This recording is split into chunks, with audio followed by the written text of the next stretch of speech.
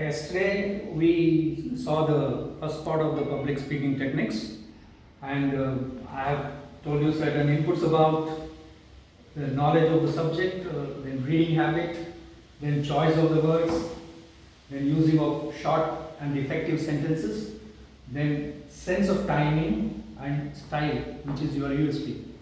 Today let us see some more. Before that, I like to tell you certain information about some of the renowned and celebrated public speakers in the world history.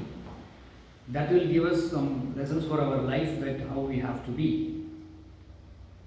You see, first one I'll tell you about Cicero, the Greek politician, political thinker, and the great orator of the Greek civilization.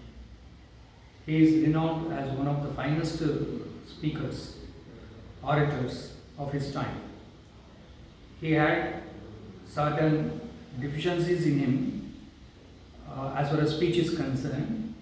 So it is narrated that he used to go to the riverside and loudly speak to himself and practice to overcome certain shortcomings that he had.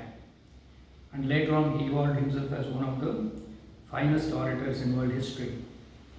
And in the near past, we have another one fantastic orator who could change the tide of the Second World War as a Prime Minister of Britain, that is Winston Churchill.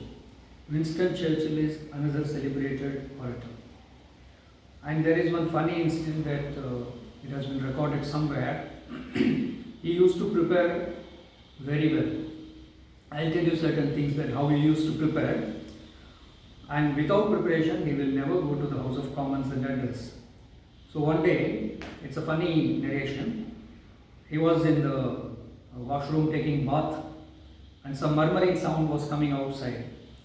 So his attendant came near the door and asked him, "Sir, are you speaking to somebody?" He said, "Yes, I am speaking to House of Commons." That means he was actually rehearsing his speech in the parliament of that day's parliament session. And it has been also recorded that if he has to give a speech of 40 minutes, he has to prepare for 6 to 8 hours. As the speech will be edited, he will go through it, suitably substitute the words, and then he will give the speech. And one of the finest orators that history has seen.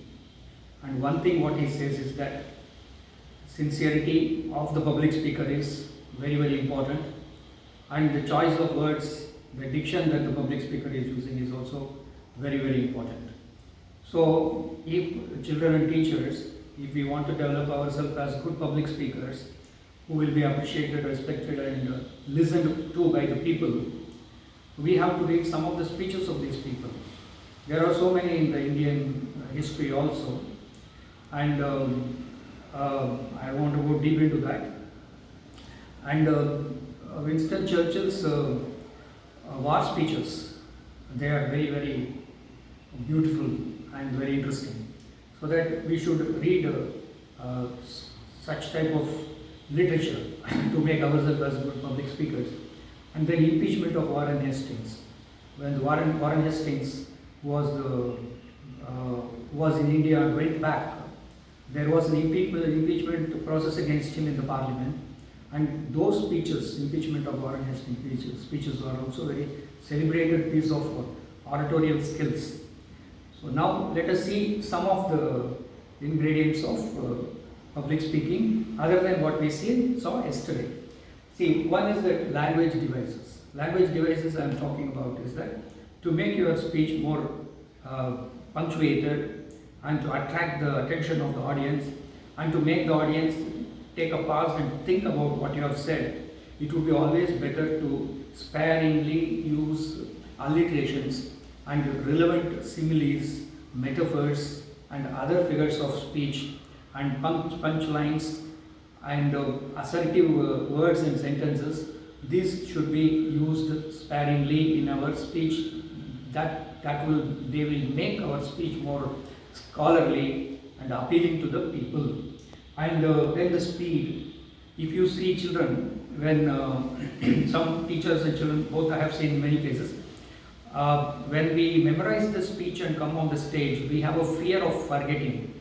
So what do? We go in full speed. That a lot of hurry. We want to complete the speech and run away. That is not a correct method. You have to memorize it in the initial stages. There is no problem about it. Even Winston Churchill used to do it.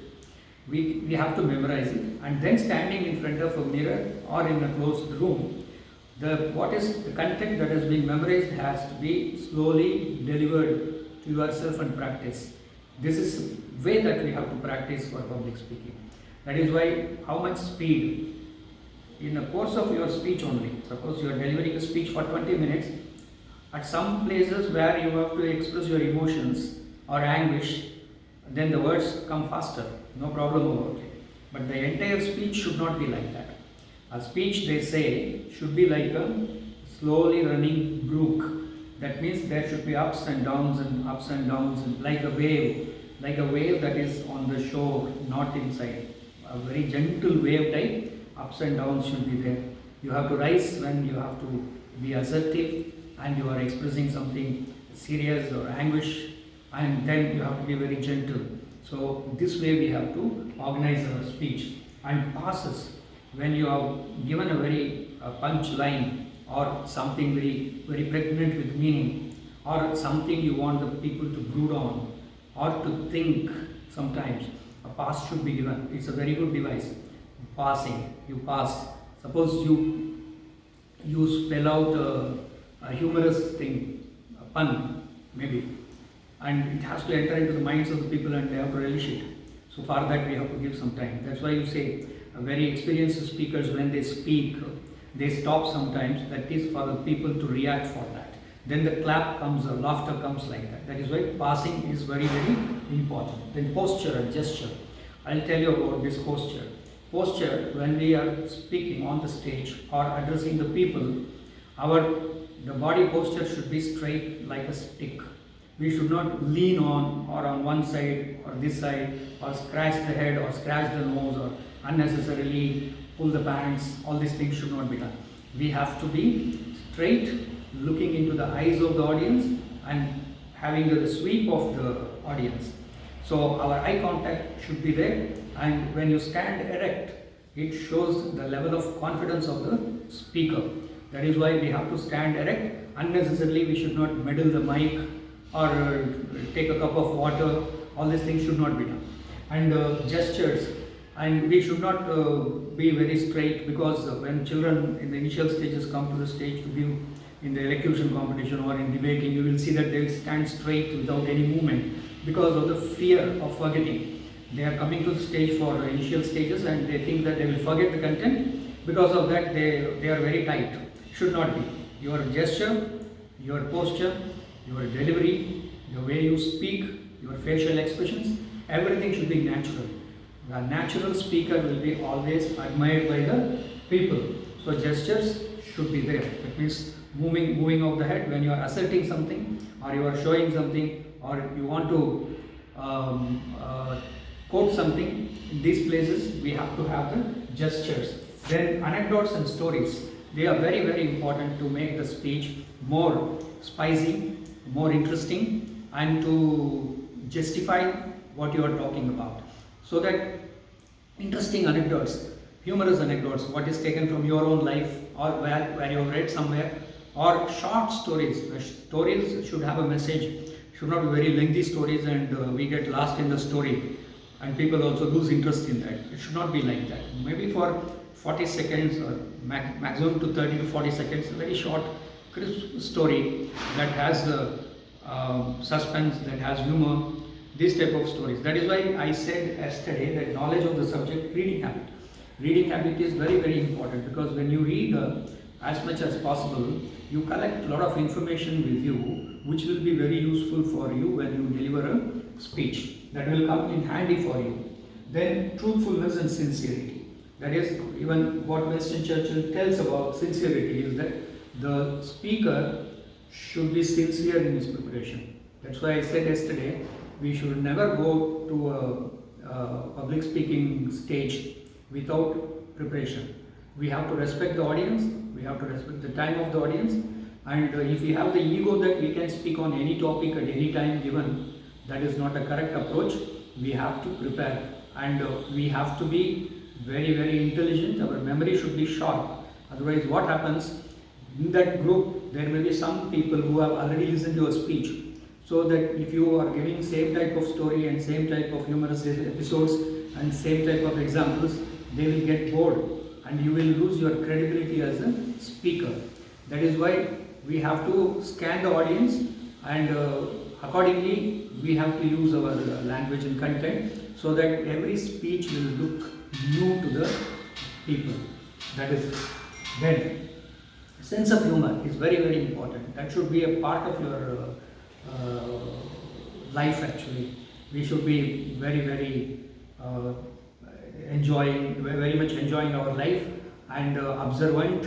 When we observe things around us and people around us, you get a lot of incidents and situations for you to get a humorous, the taste of humor in you. So that sense of humor is very, very important. That makes your speech more interesting, and it will draw the attention of the people. Because a speaker, whenever he comes to the stage, he should completely have the grip of the audience. The audience should be taken along with you. That way we have to make our speech. So that these are some of the points that I have thought of, and I have experienced in my journey as a public speaker, and I thought that it would be very useful for the younger generation if I am able to just disseminate that what I knew, and I hope that these things will be useful to you. Kindly share this video to other children and teachers who are interested, and thank you very much.